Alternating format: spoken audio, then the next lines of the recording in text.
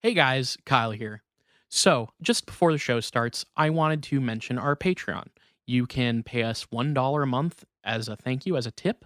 You can pay $2 a month to get access to one of our bonus content shows, episodes 2 days early, and a secret Discord chat where all of our Patreon donors get to go and hang out and talk with us directly. Then there's a $5 tier that you can donate to get access to a whole bunch more content. We have multiple bonus episodes on there. So please check it out. Patreon.com/itgetsweird. We don't advertise, we don't make money. So check it out and throw us some money if you think that would be cool. Thanks.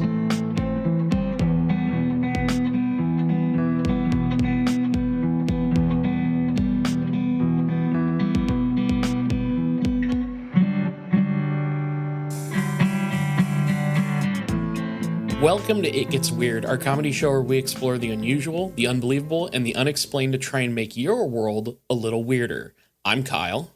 And I'm Nile. And Kyle, this week, I want to share my big news. I'm getting an air conditioner. Oh my God. From my apartment. So I don't know if it's going to be making much of an effect on the room that I record in. But that's big. For the main room, we're gonna get that chilled down for the summer. It's starting to get pretty hot here. So just a little AC update. I know people are really bought in on the arc of Kyle and I both having cool air blowing on us during the summer months.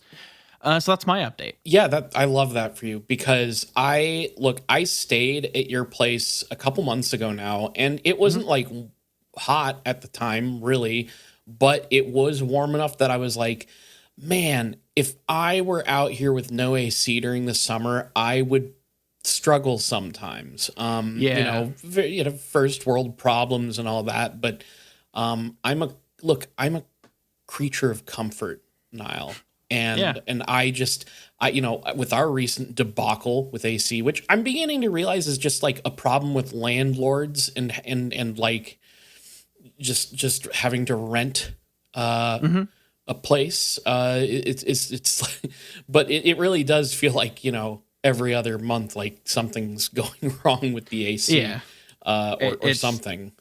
It's because they require maintenance and no landlord wants to do maintenance, Yeah, I think that they, speaking of comfort, I think they just like the idea like, oh shit, I get to make all this free fucking money every month.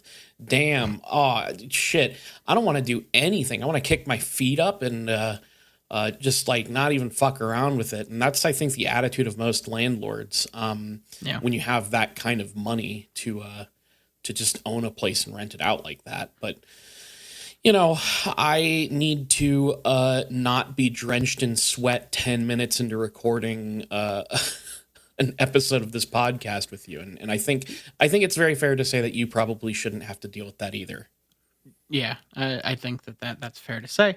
But yeah, that's not what we're talking about this week. We can do, fuck it, I can do a tight fucking 25 on air conditioners if we need to. But no.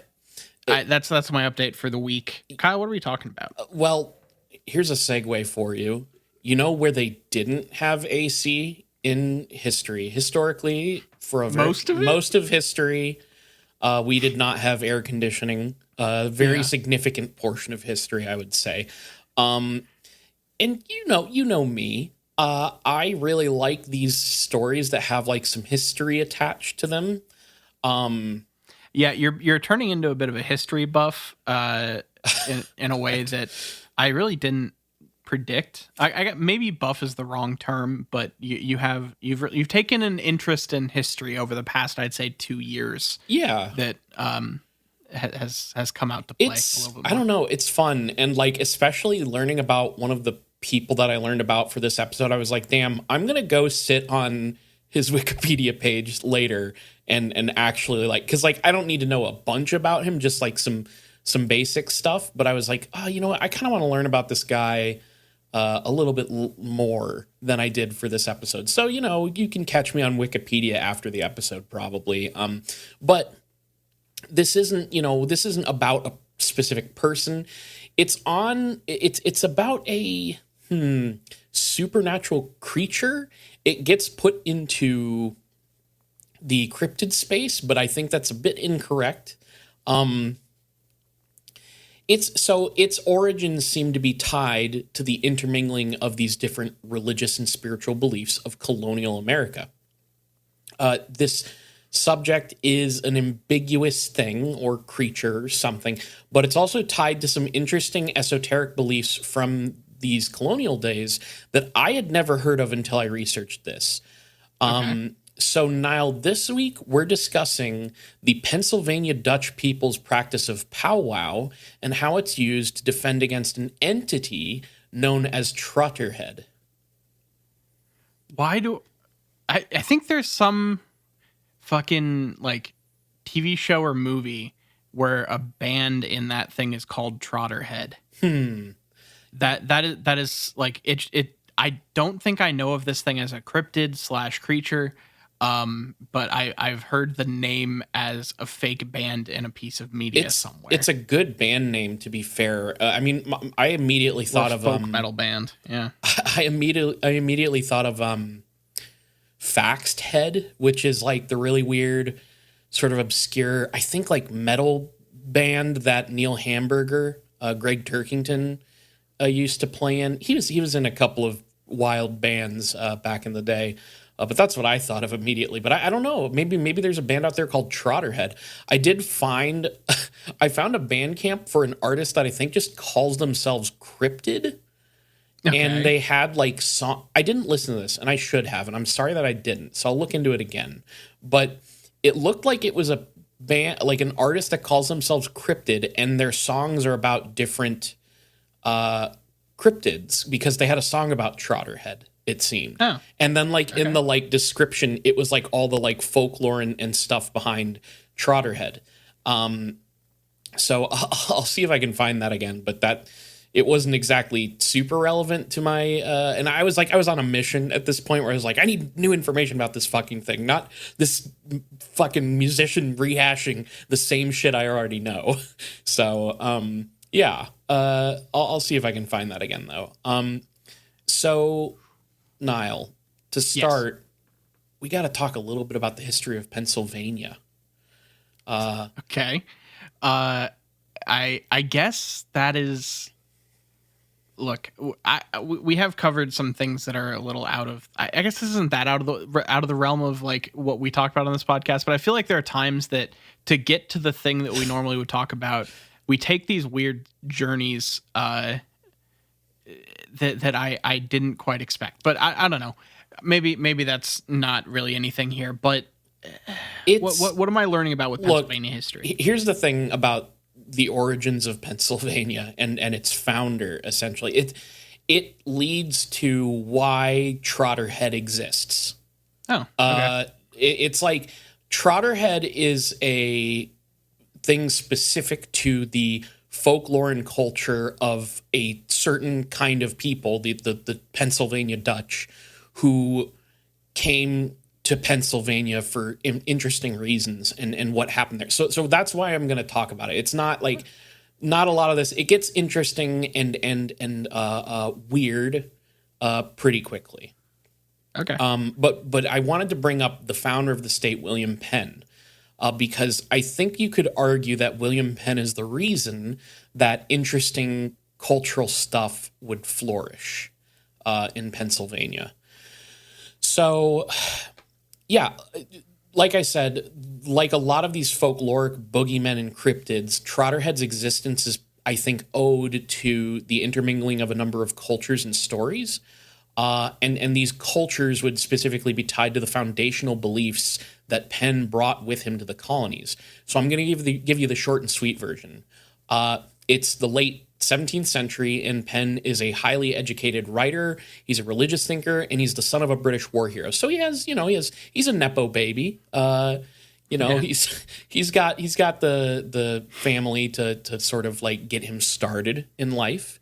And as a teenager, while living in exile in Ireland with his family, this all has to do with, oh God, it's a whole thing, but it's like the oh geez, I'm forgetting the term, but basically there were the royalists versus the not royalists, and I believe that Penn's family were royalists, and hence they were not.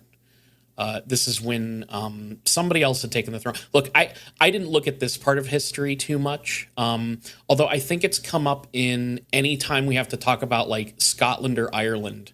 Yeah. I'm pretty sure. So I'm somebody out there knows what I'm referring to, but I actually have already forgotten the terminology and the historical names that I was looking at.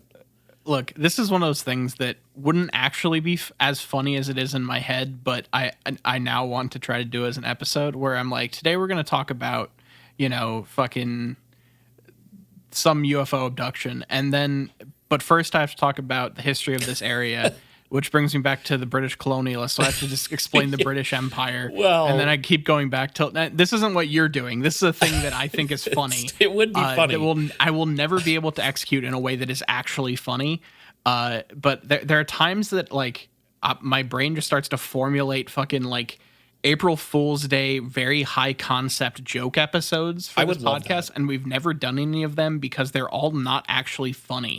Look, but I get obsessed with them for a short amount of time. If you sat me down and it was like the first 55 minutes of the episode was the history of like British colonialism and all that, and like then the last 5 minutes was how that all led up to this like one specific UFO in like in the 1980s or something, I would personally love that. However, I think that we would actually lose listeners. More so than we do already from like really in-depth discussions of stuff that like I don't think the people coming for episode 1 of this podcast were really always looking for. Maybe not. Or sometimes we anger people by being we have very few times we've actually gotten yelled at. It's true, and frankly, I have just assumed we'll end up angering conspiracy theorists and some of the far right fringe people out there. I know we do. We get comments on things about it, so I just have accepted that as a matter of fact with this show. It's just going to happen. It just is. Fair enough. So, Penn, William Penn is a teenager, and he's living in exile in Ireland with his family, and he meets a man who's kind of brought into the Penn household, a man from the Society of Friends, who are better known as the Quakers. Okay. So I think I've been through like the Dutch, like the Pennsylvania Dutch area on vacation one time as a kid. I want to check it out, especially after reading about all of this. So at the time, Protestants and Catholics alike held disdain for Quakerism, in Europe, and the concept of this inward light, which was this like idea that God could reside in all people. It was like this more personal relationship with God. And at the time, this is just way too radical for the religious establishment. And I just wanted to bring this little passage that I have from explorepahistory.com. Okay. Because I remember like learning about the Quakers in school and thinking, damn, the Quakers seem kind of dope.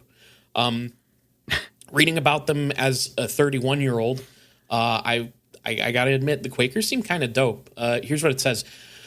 Friends' trust in this inner light gave rise to other radical notions. In an effort to follow the model and teachings of Christ, they refused to bear arms, remove their hats before civil or religious authorities, swear any form of oath or tithe. Fortified by the conviction that they were doing God's will, they wrote inflammatory pamphlets condemning corruption in the Anglican Church, interrupted Anglican church services to loudly promote their views, adopted a different style of dress, permitted women to speak, and when so moved to preach in meeting, and in other ways antagonized religious and civil authorities.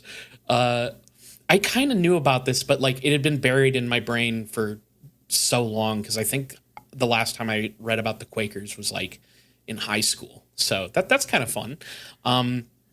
So Penn and his relationship to the Quakers is very interesting, but suffice to say, he was a pretty open-minded guy for his time. So this fateful meeting with a Quaker missionary named Thomas Lowe put Penn on the Quaker path. And then George Fox, founder of the Society of Friends, and his followers would then seek refuge within the British American colonies, just far away from the persecution at the hand of the Church of England. So the town of Salem is founded in 1675, and then Fox would reach out to his supporter, William Penn, and suggest a mass emigration of 800 Quakers to the colonies. So initially, Penn was not able to do this. However, when Penn's father passed, who was like a very important admiral, there was this 16,000 pound debt that was owed to his family for the service of the crown that his father had done. And this was also passed on to Penn. So to pay this debt, to neutralize it, Penn requested from Charles II that he be granted 40,000 square miles of unclaimed territory in North America, and his wish was granted. And the new province was called Pennsylvania. So, I mean, that's a really great deal if you can fucking get it. God yeah, damn. it's also really funny that, like, I don't know, just like he's like, he agitates, you know, the church people a ton, but because he has this like debt owed to him, he's just like able to just like fuck off and like start his I think he calls it a holy project. And it's just, I don't know, it's interesting. It feels like he has the like this time period version of diplomatic immunity where like a crime up to a certain level, you can just do it with impunity. Or at least that's the way movies treat diplomatic immunity. I think it's a little different. I do know that he had jail time for being a total dick to the religious authorities and stuff. Like he spent time in jail for doing this stuff. So I don't know. He's interesting. So, but so this is where Penn's project becomes extra interesting because he promotes Pennsylvania as a place for the religiously persecuted to come and freely practice whatever religion they chose. Like it is in the doctrine that he wrote up in Pennsylvania. And all the way in the lead up to the American Revolution, Pennsylvania would have the most eclectic mix of people, religions, and cultures in what was then British North America. So many traditions came with these people as they flocked to Pennsylvania. That would be Lutherans, Protestants, Mennonites, Anabaptists, which was a new one to me. I'd never heard Anabaptist, Catholics, and apparently even Jewish people, I read. So lots of different people. He genuinely believed like we cannot like step on other people's ability to freely practice whatever religion they like, and we can't impose ours on them. So yeah, that's where like this idea of like this personal relationship to God that informs this idea of religious freedom that he's running with. So it is funny that nowadays like Christians have just taken over the concept of your personal relationship with God as like a uniquely Christian thing. Yeah. It's that's a very common phrase nowadays. Yep. So many folks during this time period from the late 17th and on into the 18th century were these Roman Catholic German speakers who had a lot of pre-Reformation religious beliefs. We don't have time to get into the Reformation, but consider this a big shakeup to Christianity. That's not the like Martin Luther Reformation. No, that was way earlier than that. That was like what, the 1400s? This is like, I think, particular splits in the church. And like, I think this is also part of like what led to, you know, God, I don't remember, but it's just a big shakeup in Christianity. It has a lot to do with like who's on the throne in England and stuff, and all these other things. Again, I didn't really look too deep into this, but the point is there's like this Roman Catholic like tradition that is no longer really the thing to do in the post-Reformation era, is how I understand it. And so, you know, a lot of these Roman Catholics who had what were kind of like, outdated is not the term, but like beliefs that would get them persecuted by different kinds of Christians, they would then leave, and these German-speaking people would then go to Pennsylvania, and that's how the Pennsylvania Dutch came to be. And so it's not Dutch as in Netherlanders, but rather it's derived from the German word Deutsch, which I'm probably pronouncing badly, but that means, you know, German. So Pennsylvania Dutch, that's where that comes from. So here's where it gets even more interesting. the Pennsylvania Dutch would then, like so many other people in the region, end up intermingling with their Native American neighbors. That would mostly be Algonquin tribes, namely the Lenni Lenape natives to the region. But there would be other groups that came through, such as the Iroquois, Shawnee, and Mohawk. Now we're going to fast forward a little bit. In 1802, German-born printer and bookseller John George Holman would come to America, settling in this Pennsylvania Dutch community. And these pre-Reformation traditions practiced within the Pennsylvania Dutch community by people like Holman had been shaped by contact with the Lenni Lenape people. And then this is where the word pow-wow would end up getting, I guess, adopted by these Pennsylvania Dutch folks. Okay. Pow-wow, which I was a little confused on this because they okay, let me just explain it, and then I'll tell you why I was a little confused. Okay. So powwow for the Pennsylvania Dutch it's essentially folk magic. It blends, religious belief with traditional folk medicine. And it honestly reminded me a bit of how voodoo came to be when we were talking about it in the episode on the Grunch, which I don't remember. That was like a year ago now. Yeah, it was a while ago. I can't remember when. But basically, these were rituals that were meant to improve health, heal the sick, utilize talismans, protective wards, protect yourself spiritually, things like that. I think that also a lot of people mix up powwow and think of it as like occultism or even like a paganistic thing. It's not correct, because the most important thing in powwow is having a Bible. Like, your Bible is your core text. So the idea is that in powwow, healing magic would come from God. And so the only truly Christian way to practice these magical folk remedies is using the scripture. So there were these charms and spells that came from the practice in medieval European Catholics. And this practice in that form was used to protect against malevolent witchcraft. So here's a couple examples that I found from powwow specifically. So here's some stuff it can do. So to protect cattle, you mix up a blend of wormwood, asafoetida, and other herbs with soil from your stable and some salt.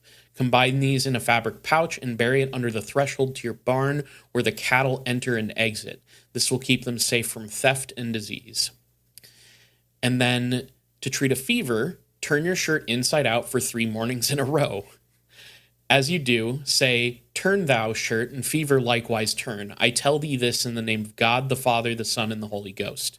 After the 3rd day, the fever will subside." So if you're beginning to, have a bit of a flu or a cold or something, go ahead and turn that shirt inside out and talk about God for a bit, basically. I think I'd do that just by waking up and half asleep, putting a shirt on, realizing it's inside out. Yes. God damn it. Yes. And then, so I think I'm unintentionally keeping myself free of fever. Yeah. If you said God damn it, Son damn it, and Holy Ghost damn it, I mean, I guess it's encapsulated just in God, right? The way it kind of is supposed to work, I think. But if you invoked all 3 names, then think about how powerful that shirt confusion in the morning would be. I'll start working on that. Yeah. No, it is interesting looking at the cross section of folk magic and Christianity. I can't start talking about fucking Christianity in this episode. We're going to be going down entire tangents. Just the way that Christianity alternates throughout history between people certain groups being interested in magic as a force, or being able to incorporate some form of mysticism into Christianity, but then the next fucking year it'll switch so hard and you'll get them just wanting to kill anyone who so much as looks at magic is really strange to me. Yeah, and I mean this is I think this has got to be a type of Christianity that is just very alien, even to, like this is very different than Oh yeah. what I would ever expect. But you know, it's still like, I don't know. I feel like I mean, we have Kabbalism in Judaism. There's like, I mean, I'm sure that this And is just, there is Christian mysticism. Yes. Like that stuff does exist. It just is. Christianity is like almost too big of a thing with too many subdivisions. Yeah, It needs yeah. to have some some better delineation. Sure, yeah, I can see that. Here's a couple more examples. So if you're going to court and you want a favorable outcome, write the words, "I appear before the house of the judge. 3 dead men look out of the window, one having no tongue, the other having no lungs, and the third sick, blind, and dumb." And you write that on a piece of paper. You carry it in your pocket as you go to court and repeat the incantation before you see the judge. That almost sounds like a threat in a weird way. Some of these You know? are very, they're very interesting. Like that one is like, I wonder why the 3 dead men and why the specific like ailments, you know, like I wonder what that's supposed to be.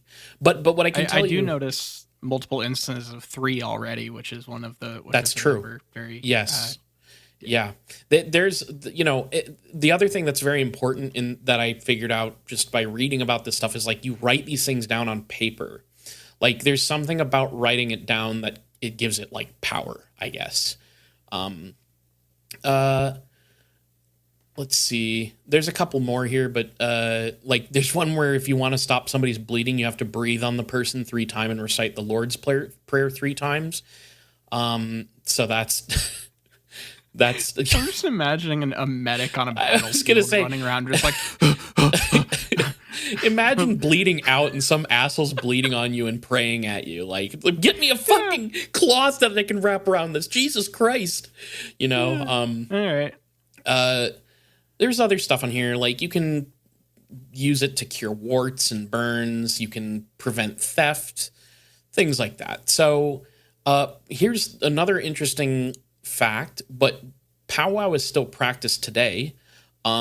If a woman is a practitioner of powwow, she is sometimes referred to as braucherin, and if they're a man, they're referred to as braucher. But like this, you can also be a powwow doctor or even powwower. And the way that this is, I guess, passed around traditionally is it's an oral tradition where a man will teach it to a woman or a woman will teach it back to a man. I don't know why specifically it's this gender thing.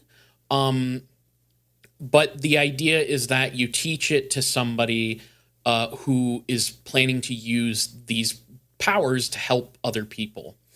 I found an actual like Pennsylvania German powwower who's still around today named Rob Phoenix.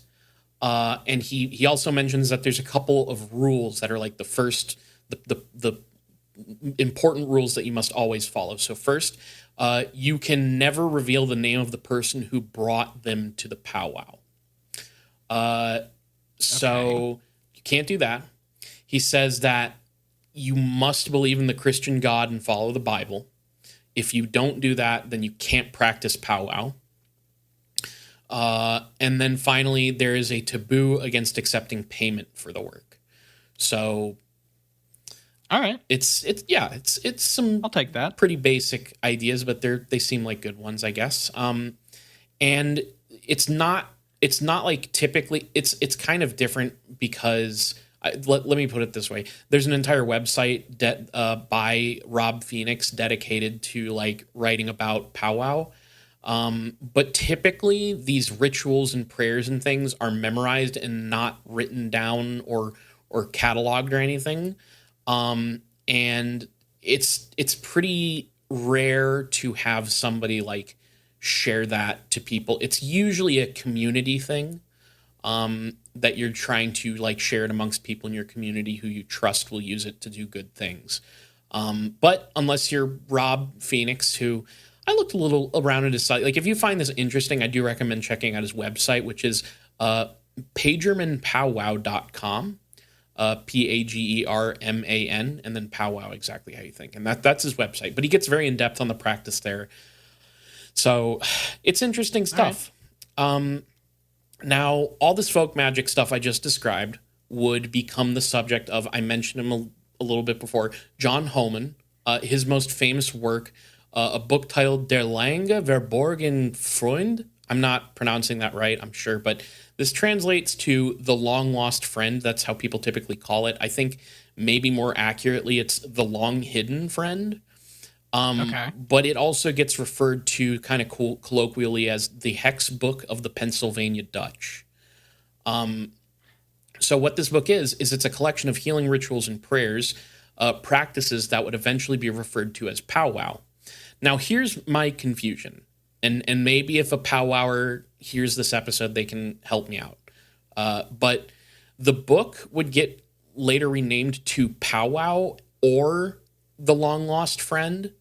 And the renaming wouldn't happen until, like, I think late 19th century, when spiritualism was, like, really on the rise. So, like, spiritualism kind of gets brought into this and incorporated into this powwow stuff. And that's how this book gets renamed. So spiritualism had a little bit of a hand in it as well. It's like when they do an adaptation of like a book from the early, like, I don't know, like The Great Gatsby, and then they'll release the original book with a cover with fucking the Baz Luhrmann movie. Yeah, I was gonna say that the powwow is the original printing of,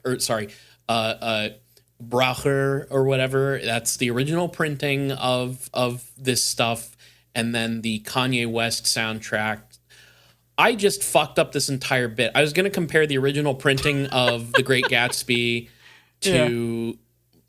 Fuck this. I'm done. The bit's gone. Pretend I had a whole funny bit about The Great Gatsby and, like, the movie. So Thank you. My brain. I'm so sorry.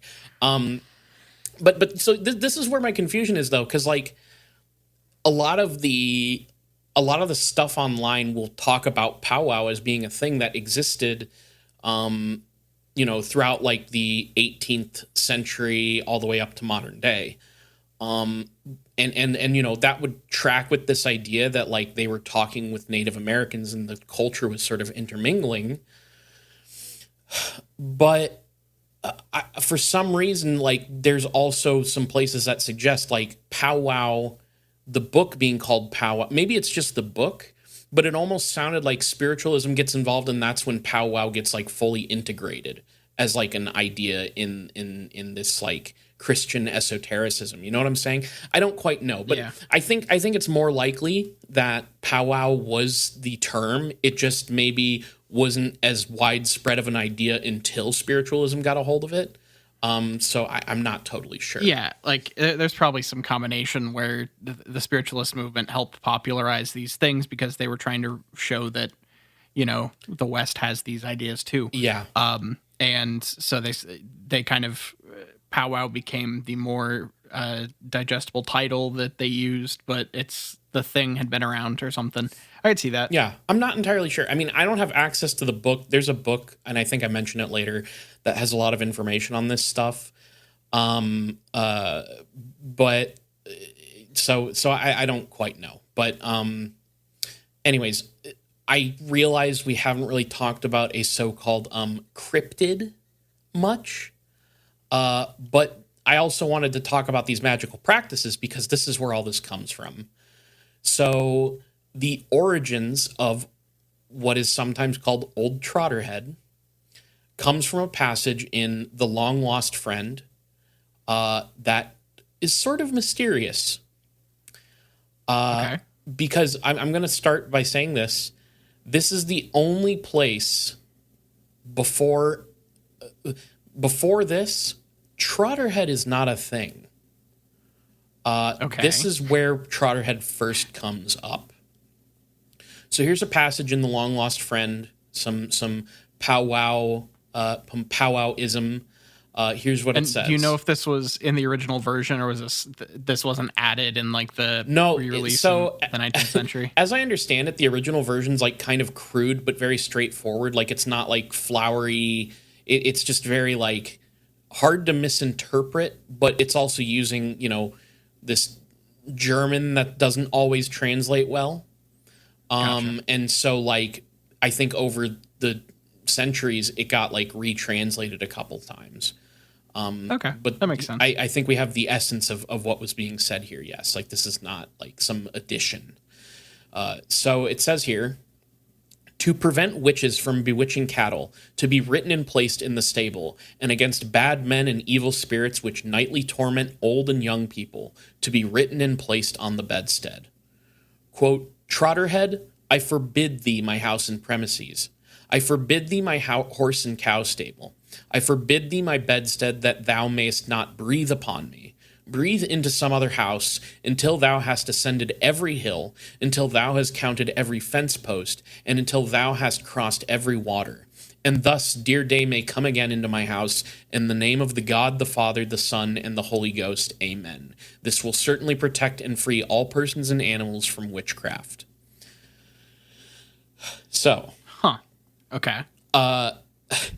So here's the thing. First of all, I love this idea of like you need to go and count every fence post, walk up every hill, and cross all water. There's this thing with these like these supernatural entities where like you get them on a task that is like basically impossible to complete. What's the one where they have to count every like grain of sand on a beach or whatever? I think salt. I think this is where the salt comes from. Salt, maybe?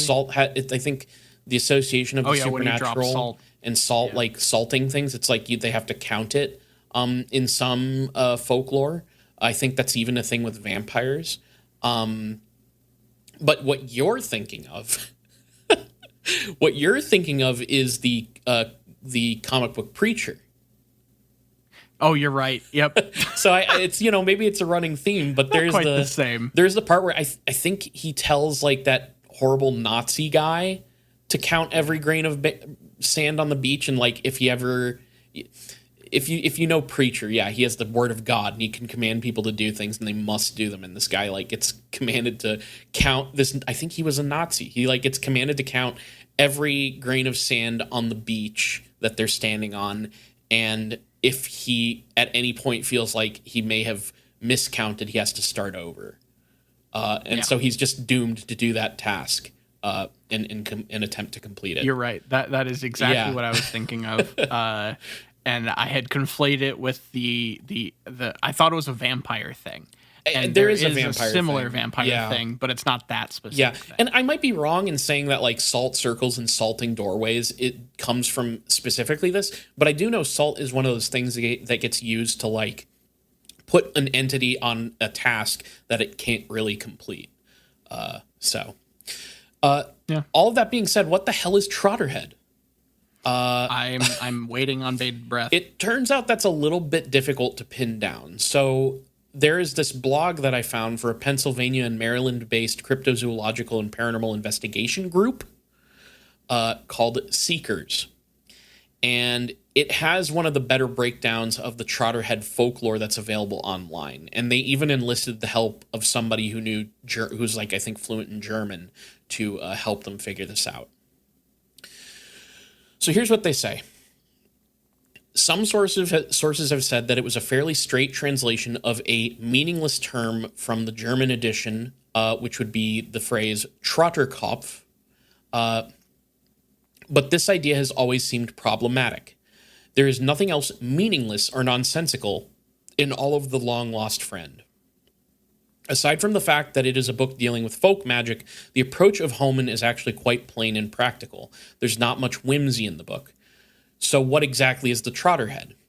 If we go to the similar charm in Egyptian Secrets, which, by the way, that's another text of this like Christian mystic stuff.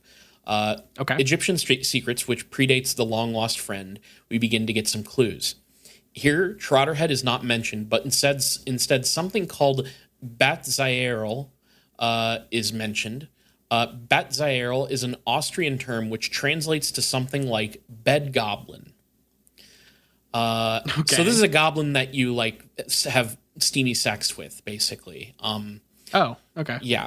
See, I thought it was like a goblin that like hides under your bed or something, but No, hey, it's a fuck goblin. It's a goblin that appears to you at night. It's like a succubus or an incubus, but it's in the shape of like a grimy little. You could think Gollum, really. You could think Gollum from Lord of the Rings. Fuck Gollum. Yeah.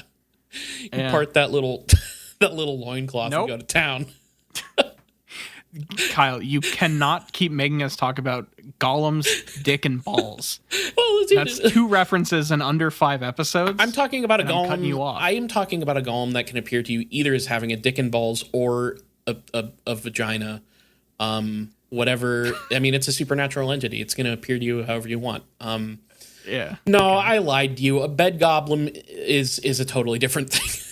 All right, I figured. It is actually a reference to an entity that brings nightmares. So now the question is, how do we get from Betzaerl all the way to Trotterhead? So there were similar charms to the Trotterhead passage that can be found in other sources and have different spellings of things. So some of these would be like regional dialects.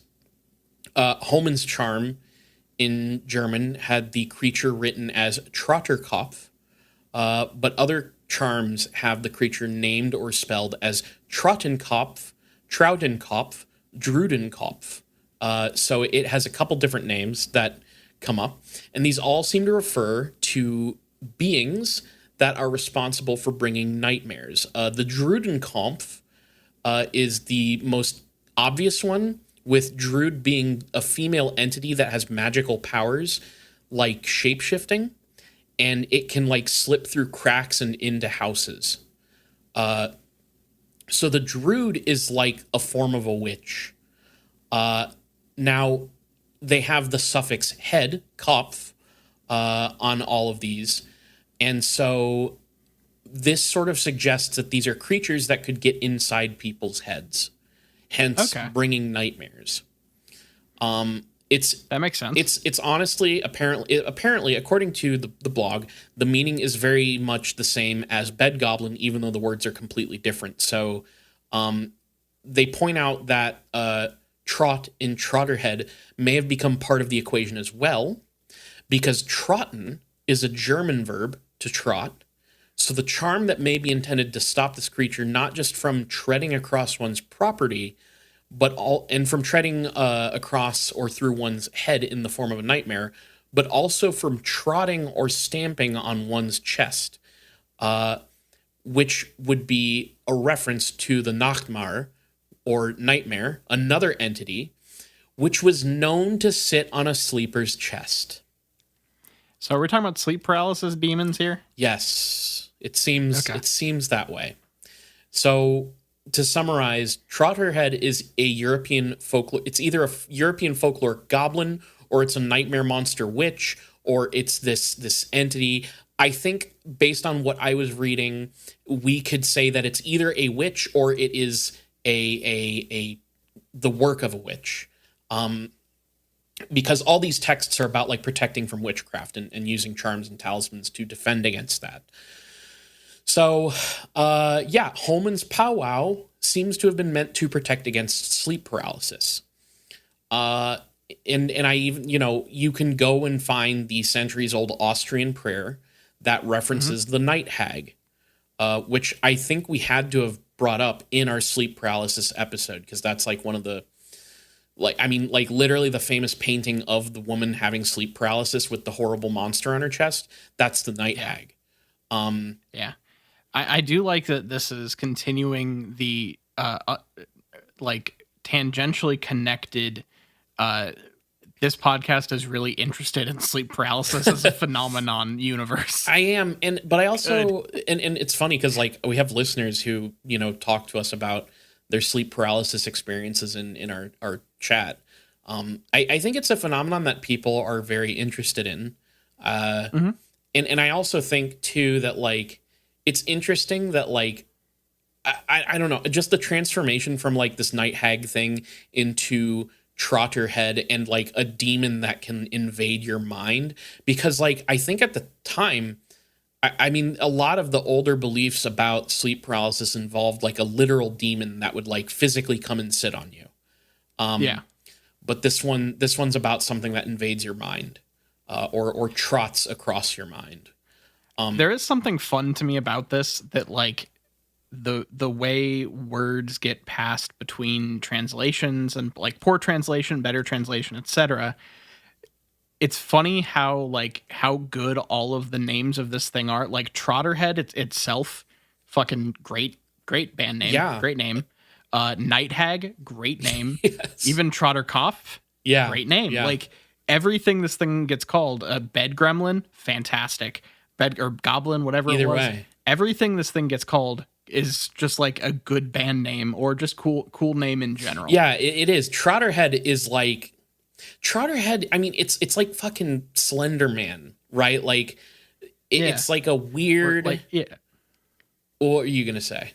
I was gonna say, yeah, Siren Head vibes. Siren Head, but I realized sure. that was just other head. Yeah, but it's just, it's like I don't know. There's this like ambiguity in the name where like, you know, you're kind of like, you know, mentally filling in the blanks of like, well, what would a Trotterhead look like? Yeah, and I gotta it's say, evocative. some of the illustrations that I saw of the thing are pretty eerie. There's one in particular of this like monstrous thing that's like standing by a fence post on like a night, like at night, by these like dead trees, and it's like half covered in shadow, and it almost looks like it has like a wrapping over its face or something. It's very weird. And so like, I don't know, it's very open to interpretation what this thing actually looks like, because it's sort of, you know, dependent on the person's the mind of the person who thinks, who's perceiving it, I guess. And you know, sleep paralysis just inherently takes on a bunch of different forms. So like we can't like pin down exactly what it is. It's a lot of different things, and that's kind of creepy and interesting. I also have a little bit from the book that I didn't have access to. Pow-wowing in Pennsylvania, Bracherai and the Ritual of Everyday Life by Patrick Donmoyer.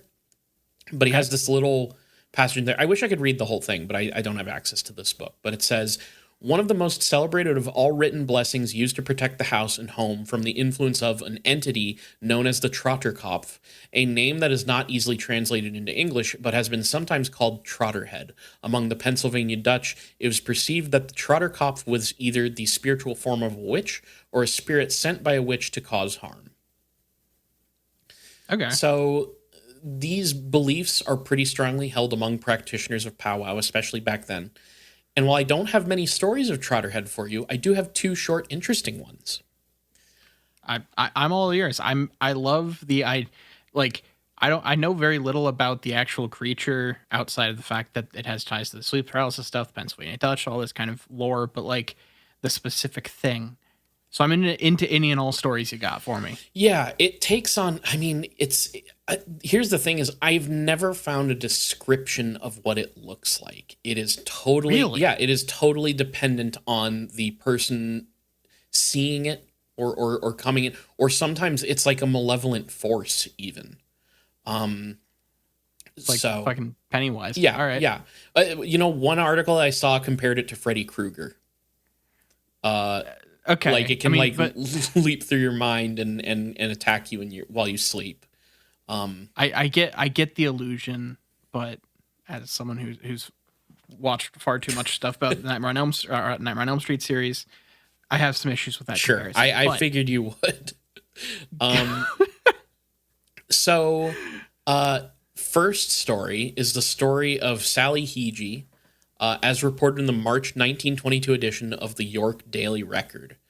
And it's sort of tragic. So, Sally Heege was a woman living in Pennsylvania with her husband, Irwin. And Sally's brother, William, is staying for a night with the couple. He's staying overnight, and it was planned that the following morning, William would be taking Sally to a Baltimore asylum, as Sally had recently been seen by a court which had deemed her mentally unbalanced. It's also mentioned that Sally was somehow jealous of her husband, although I don't really know what that's talking about. I have a theory. I have some theories. But according to the article, Sally gave testimony for a murder that occurred that night. So she claims that she had gotten out of bed at 3 a.m. that morning, moving about as if under a spell. She went downstairs, fetched an axe, and using this axe, pried off the lid of a tool chest. And in this chest were 2 revolvers that had been locked away by her husband. And she used those revolvers to open a lock on the fridge where she found a bottle of poison. Yeah. That she that when you're like she picked up an axe and used it to open a toolbox. That was maybe the biggest twist in the history of this podcast. Because I assumed we were just going full-blown Amityville horror here. But no. Okay. No, not quite. So she uses the axe to open the lid off of a tool chest and get a revolver that had been locked away by her husband. She then uses the revolver to shoot a lock off the fridge door to get a bottle of poison. And then she feeds the poison to the giant rat in the basement that guards the death ray that her husband developed. And she painstakingly, with loud clunks, moves that shit upstairs and obliterates her husband with it in one push of a button. And that's where the story ends, really. I actually don't know why this is in here. No, so she takes one of the guns and she returns and she, does a bunch of cool like tricks with them. And then she goes, like Revolver Ocelot. Does the thing where she lines up a thing of cans on a fence and shoots them all in quick succession. Yeah, and she's like, she blows the smoke. Yeah, she blows the smoke off, and she's like, just try and get me, Trottercough. I'll shoot you with a fucking gun. No, it's way worse than everything we just said. So yeah, I sensed that the actual end of that story was going to be pretty dark, and figured I should get in the goof that was percolating. Yes, before we hit what I'm assuming is going to be a murder. Yeah, so she returns to bed with her husband, and she's laying down on the bed, and she hides the revolver in her pocket. And for whatever reason, she's lying there for some time, and she claims after a while this same mysterious force that had compelled her to fetch the gun then compelled her to shoot the revolver. And so what ends up happening is she shoots herself through her own right breast. And the way this is said, it sounds like she shoots through her breast and shoots her husband Erwin in the mouth. And with this like same bullet? The same bullet. She like shot through her own breast and into her husband's face, basically. Okay, I can see that. And so William, her brother, is woken up by the shot, and he runs to the room, and that's where he finds Erwin bleeding from the mouth, standing up and like clutching Sally by the wrist, and Sally's freaking out. Erwin rushes over and grabs the gun from Sally as Erwin chokes on his own blood and dies. Jesus. Okay. So while Sally runs screaming frantically out of the room, William attempts to attend to Erwin's wound, but it doesn't do it. It doesn't help. He apparently died within 5 minutes of being shot. Wow.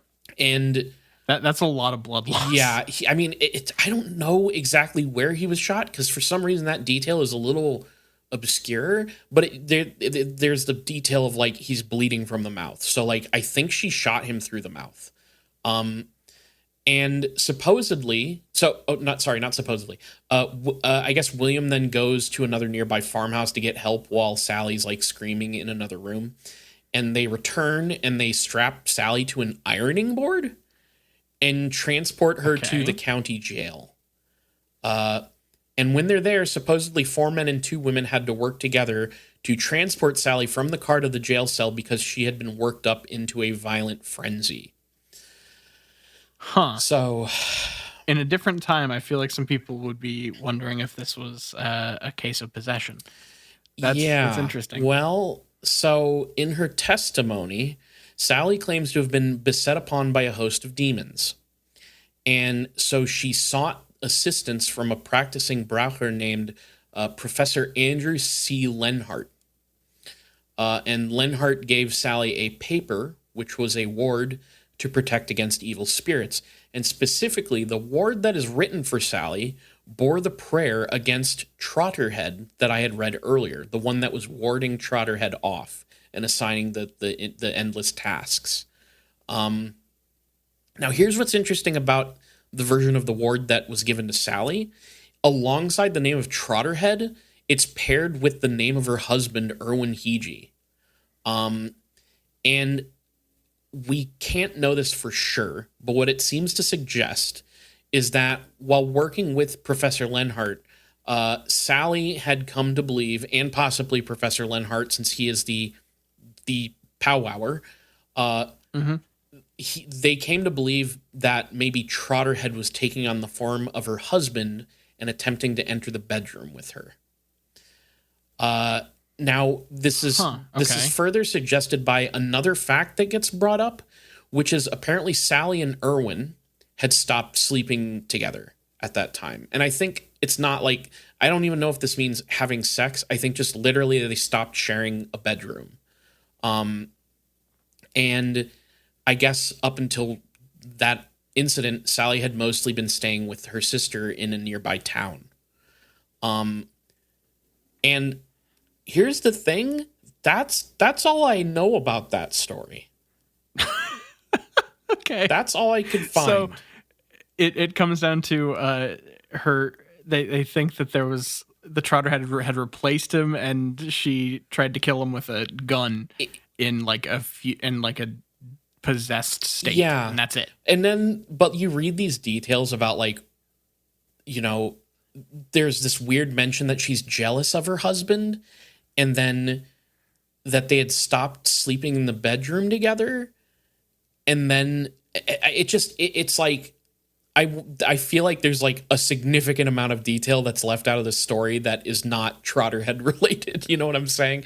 Yeah. But apparently that's what she invokes the name of Trotterhead, and it apparently worked with this Braucher to like get to the bottom of it, and they determined that this was the work of a Trotterhead. So, and this is 1922, by the way. Like, yeah, it's not that long ago. Yeah. Huh. Yeah, it's a weird one. I wish I could. Hey, anything that I said in this episode, by the way, if a listener somehow has access to more information, please let me know. I would love to read more about this stuff. So yeah, the local folklore type stuff is definitely interesting here, because like you would think that if a group like the Pennsylvania Dutch had this thing, there would be some account of it. Like there would be more stories. And that's the thing is like a lot, like I said, a lot of this is oral tradition and not written down. However, the couple of books that are written down, I don't have access to them. And furthermore, the actual article, this is what I was complaining to you about before we got into the episode today, but like the newspaper article archive that has this story in it, I do not have access to because it is behind the most paywall of paywalls. Like I can't get into it.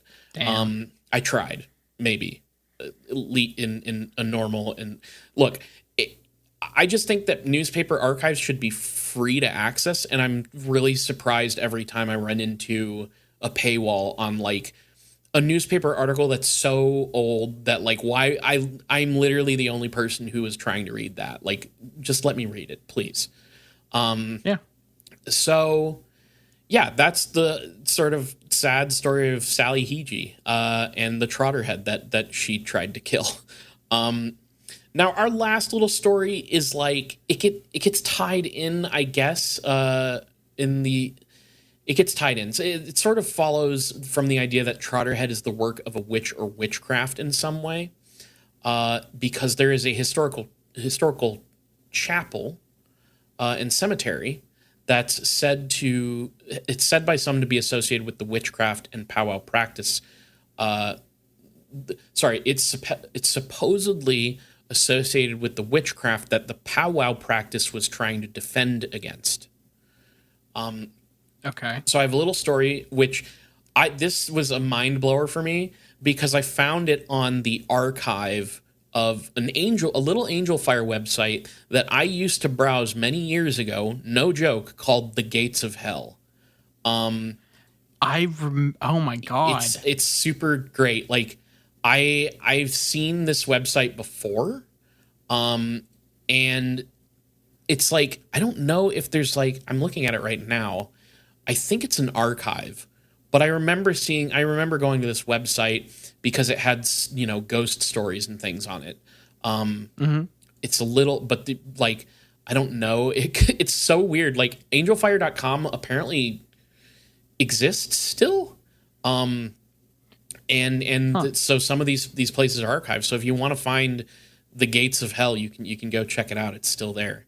So here's a story on there from The Gates of Hell that may or may not, be related to the witches that were or witchcraft that was creating the Trotterhead. So it says this. The Quaker Cemetery is located along Quaker Church Road in Perryopolis, Pennsylvania. According to urban legend, the small cemetery, which dates back to the early 1700s and was founded by the Quaker pioneers, was once used as the spot for practice of black magic, as well as a place to kill those believed to be witches. Now, no, I did look into it, and I don't think it was actually found. Like this cemetery was not actually founded by Quakers. It was somebody else, but the Quakers would end up using it and also being buried there. Goes on to say, today many people believe the cemetery is haunted by dark spirits as a result of this. Setting in the middle of the cemetery is the old Quaker church, a small one-room building made of rough-cut stone. Both the stone church and surrounding graveyard may be the best known for two separate curses, which surround each one respectively. The first curse would be that of the church. There is said to be writing on the walls inside of the building which describes how a person who is buried outside died, and if you read the description of their death, you will die the same death as they did. Holy shit. I feel like normally there's some extra condition. It's not just if you read these words, you will die this specific Well, way. It's usually like, if you read it on a full moon or some yeah, shit. it's very The Ring, which that was always like when I was young, that was the horror of me. It's just like, to me, is like, oh my God, all you have to do is watch this. There's nothing you can fucking do. I mean, there's sort of something you can do, but I just remember being so terrified of the idea of like, which is why when I was really young, when the internet had this bullshit of like, don't watch this terrifying video because it'll kill you or whatever. Like I bought into that try stuff. not to come. Well, yeah. Those videos would come much later in life, Nile. No. Okay. No, I was terrified of like, not chain letters, just like internet stories of like, if you watch this, you'll become haunted or possessed or killed or stuff. I believed that stuff for a long time as a kid, and it scared the shit out of me. I was on the internet maybe too young. I mean, I feel like, especially for people who feel drawn to outsider shit at an early age, getting access to the internet means you just like poked into the weirdest things. Like you were looking for, like, it's why so many people got into like the really gory, like exploitation-esque film movements around the turn of this of like or around in like the mid 2000s, when it was like, oh, we have access to all these like Japanese gore movies and stuff now, and we're all gonna try to find the most extreme thing possible to watch, and all watch fucking like Ricky O and I could make a reference that would out me as being an absolute pervert, but Visitor Q and shit. I was gonna say Flowers of Flesh and Blood. I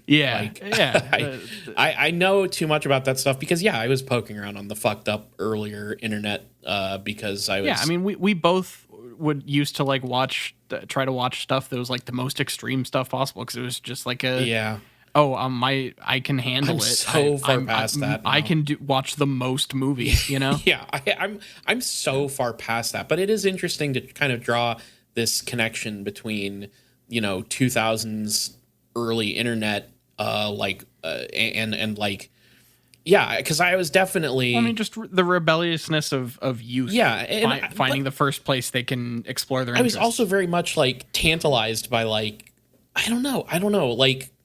the horror side of internet. I always was. I don't know, but back then it was like, the horror of like a viral video that fucking eats your soul, and now it's like the horror of like this person who made this like weird website who has like untreated like mental health issues.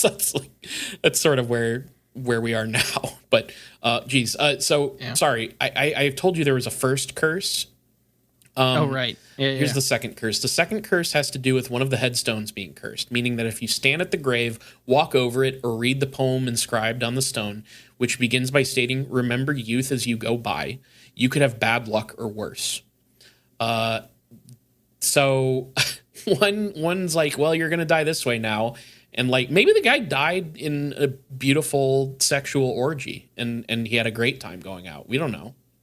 Yeah, maybe he died having all of his wildest dreams fulfilled, and seeing his children grow up in like the projection montage from the end of Scrubs. You know, I went a very base route. Now that I think about it, you went a very fulfilling one. I mean, either way, I guess, if you go out that way, it's better than, like, I don't know. We don't know how this person died, unless it's like you're going to die like John Smith, who was beheaded horribly and it took like 10 tries.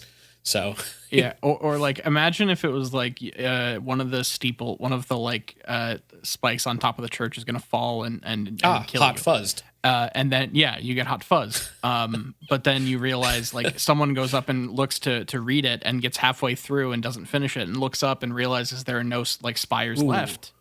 Then what happens? Then you're going to have to be careful around churches for the rest of your life. Probably. Yeah, I guess. So the other story surrounding this church is that there's supposedly 2 spirits haunting this location. So one spirit is said to push anyone to the ground who either disrespects the graves or who dares to visit the cemetery alone on certain nights. I don't know what certain nights, though. It just says certain nights. Whenever it feels like it, The other spirit is said to haunt the inside of the stone church by causing it to become eerily cold at random times. Which is just... I mean, that's like classic haunting stuff, right? Like, that's not really... Well, these are both like the this is your worst X-Men power ever. This is just like the ghost version of like, sometimes it'll make it cold in this room in certain spots occasionally, and sometimes it'll push you over. Will it hurt you? Not really. You might like fall bad or something, but it's not really a danger. Yeah, these aren't very innovative evil spirits, I'll be real with you. Like, they're not really doing much. But the curses seem way worse. So there's these 2 maybe evil spirits that fuck with you if you go out there. There's one little final bit here that is like, I don't know, it's not. There's a story that supposedly in the 1980s, somebody driving by the cemetery encountered a like black dog, like basically a hellhound.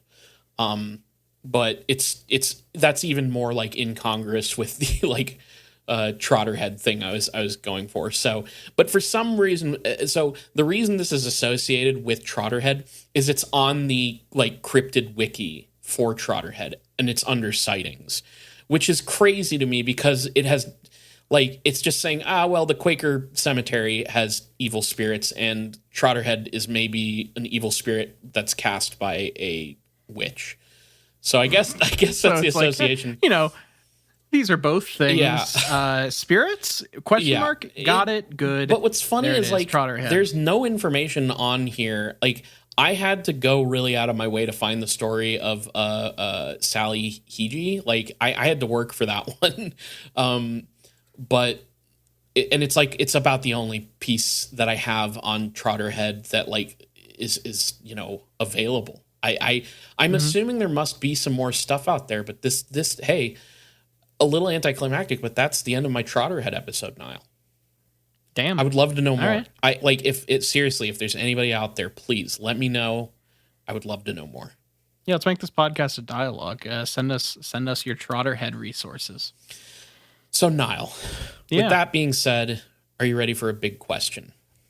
Boy, am I ready to figure out what you came up with for this episode, because this is like I feel like there's starting points for big questions based on style of episode, and this was kind of, but not really, a cryptid episode. Yeah. I'm curious what you came up with. Okay. If every local culture got to have its own folk magic and folk entities like Trotterhead, what do you think would be some traits and spells of the folk magic of our home state of Indiana? As we know it, I suppose. Yeah, we're talking kind of southern to central Yeah. Indiana. Yeah. Now, here's one that I was sort of thinking of. All right. Okay. I was thinking that I don't know what I would name this. So maybe you can workshop that with me. But I think that we need a witch that curses people who eat too much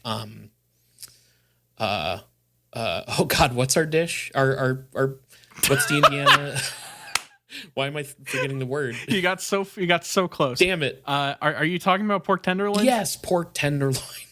I don't know why I couldn't it's conjure much like Abraham Lincoln. We're one of the like 4 places that tries to claim that as our original thing. Well, you know, that's one of the few things I know about Indiana is we claim the pork tenderloin and as being like our thing, you know, or whatever. Yeah. But, you know, specifically, if you haven't had an Indiana pork tenderloin, the whole point of it is to basically give you the tenderloin on 2 buns that absolutely cannot contain it. It is like overflowing from the buns. It's a normal bun, but the pork has been hammered out and fried to the point where in some places, the ones that get, you know, Travel Channel feature and everything, fill up a whole dinner plate. Yes. So it's you know, it's a pretty good thing if you can get at it. There are sub variations of it, such as the war pig at a place that I really liked called Chatham Tap that put like bacon and egg and all this shit on top People of it, get and crazy you just want to with go them. directly into a fucking coma. It's fantastic. I've had some really great pork tenderloins before. Yeah. Like genuinely, it's super tasty when you can get a good one. But I've had some bad ones too. Yeah. And I think that for us, there should be a curse that goes upon you for eating too much pork tenderloin. Where Okay. the next time you're served, after the curse is upon you, the next time you're served pork tenderloin, the pork tenderloin will grow and grow and grow until it fills up the entire room that you're in, trapping you, suffocating you. It's not going to grow inside of you and No, like kill you. No, it's served up to you, and you go to take a bite, and it starts growing. And we're already past the bounds of the buns, right? Like that's already its own sort of problem. But this you're going to keep eating it, and you will never reach the bun. You will never reach you have the bun. to finish it. Yes, it's a going back to the Sisyphean task idea of counting every grain of sand. You're going to keep eating it, and it's going to keep getting bigger, and you're never going to reach the bun. This is a curse from an entity known as a Tenderkopf. So that's my pitch. Yeah, there you go. Which is fun that you can, much like it said that the Night Hag is or no, the bed gremlin or whatever the fuck, it means the same thing, but it's different words. Yeah. You basically have done the same thing, but for like a baby head. Yes. Where it's got the soft spot, you know? Yes. It's the Tenderkopf. Right. Yes. Yeah. I think that there's got to be something. I'm trying to think of like other definable Indiana things, and it's all like the basic shit, like your Indy 500s and stuff like that. Like that is the event that everyone cares about, and the time of year that makes living around that area very annoying. Oh, I know. I know. Yeah. I just went through it. So I think there should be some kind of you get cursed if you're I actually don't even know what you should be punished for. See, okay, I like the idea of the Indy 500. Maybe there is magic that can be done, folk magic that can be done to influence the luck on your racer in the Indy 500. Okay, how there was the one where the people would see through their windows the like the three bodies with like the missing tongue Yes, and yeah. Imagine if you could just like flash a like ghastly skeleton, like fucked up skeleton no. in front of a driver in the middle of the Indy 500. Jesus, I mean, oh man, maybe that's what. No, I won't say. This it. is a much more direct thing. This is a lot more direct action than a lot. Maybe we're getting away from the boundaries of what this magic is intended for. Check this out. Check this out. Check this out. Yeah. If you want to have better luck with your driver, you need to write their name on a piece of paper, chant it aloud, chant the magic words. I don't know any drivers, right? Like I don't know anything about the Indy 500. I could care. I don't care. But you know, if you do care, then you can choose your driver and chant the magic words aloud. You know, like and then burn the paper up or something, or post it somewhere, and then you get a bottle of zombie dust and three, count them, 3 kernels of corn taken from a field, and you drop them in your bottle of zombie dust from local brewery 3 Floyds, and you knock that shit down in one. You drink that entire beer in one. Yeah. Your driver is going to be in the top 3. May I offer one? Yes. Slight Go revision? Go ahead. Instead of burning the paper up, you have to replace the beer label with your wish. That's tough, but I like it. So it's on. Yeah, I mean, all you have to do is like fucking wheat paste it on there. Like it's an easy thing to Definitely. do. So I think you just have to like cover the beer label with your wish, with the paper where you wrote out your action, your chant, and then there you go. This is a good episode for people who know anything, who know Indiana. You know, it's I have. And also, it's a good one for anyone that has like any sort of paganistic belief system, because there are times that like I've learned a little bit about that kind of stuff from reading a book for the Patreon, but that was like a very brief tangential thing. But I don't mean to denigrate any spiritual based belief system here, but that's I don't even know where I'm going with this. Basically. These are goofs. I think people can tell we're just goofing. So yeah, but I would legitimately love to hear from an actual powwower. Although I have some doubts that a powwower is listening to our show. But maybe this episode will attract some attention from that group. I'd be curious to hear what they think. So cool. All right. Well, I think that's my episode. Nile, you ready for some business? Oh yeah. So if you want to find us on social media, you can find us on Twitter at IGW Podcast. You can follow us on Facebook.com/ItGetsWeirdPodcast. And we're on all your favorite podcatchers, from Stitcher to Google Play to Apple Podcasts to Spotify. If you listen to podcasts somewhere, look up It Gets Weird, and we're probably there. Twitch.tv/ItGetsWeird. Go ahead and give us a follow. Colin and I are still playing games. I have plans to play some new games too, but Colin and I have been playing a lot of Elden Ring PvP, if you people are interested in that. And if you're not interested in that, follow us anyways. I don't care. We'll play other stuff too. Yeah. And then email us if you're a powwower. If you know about this stuff, if you know something I don't, not even just about this topic, about basically anything else. If you live in Pennsylvania Dutch country and have access to a please. local library where you could make some scans. Yes, that would be amazing. So please email us at itgetsweirdpodcast@gmail.com. We would love to hear from you. Patreon.com/itgetsweird. We have a $2 tier and a $5 tier. At the $2 tier, you get the show It Gets Weird TV that comes out every other week, where right now Nile and I are discussing X-Files Season 1, which has been a lot of fucking fun. I love the X-Files. Nile likes the X-Files. Would it be fair to say that you like it or love it? I love it. I think it's a really good show. Cool. So we're talking about the X-Files at the $2 tier. At the $5 Damn it, tier. I should have said, if you want to know the answer to that question, you got to get on the Patreon. That's true. If you want to hear in-depth thoughts, you got to get on the Patreon. At the $5 tier, you get access to It Gets Weird TV every other week, plus an episode that comes out in the off weeks of It Gets Weird TV. So you're getting bonus content every single week. Sometimes it's an episode done by Nile. Sometimes it's an episode done by me. Sometimes we do stuff together. And frankly, I feel like we're due for one of those. We're soon. due for a movie or something. Yeah, soon. movie. Yeah. So we watch some like weird related movies about UFOs and things like that. So that's at the $5 tier. You get access to all that stuff. Whether you donate to the $2 tier or the $5 tier, you get access to the main show 2 days early on Friday instead of Sunday, and you get access to the Discord chat where we're hanging out talking about our sleep paralysis experiences. We also have a $1 tier where you don't get anything out of it. You're just saying, hey, I like your show. Here's $1. Thanks for doing what you do. If you can't donate money, please tell your friends, tell your enemies, tell your congressman all about It Gets Weird podcast. All right. Thank you all for listening. Thank you for continuing to support the show. This has been It Gets Weird, and I've been Nile. And I'm Kyle signing out.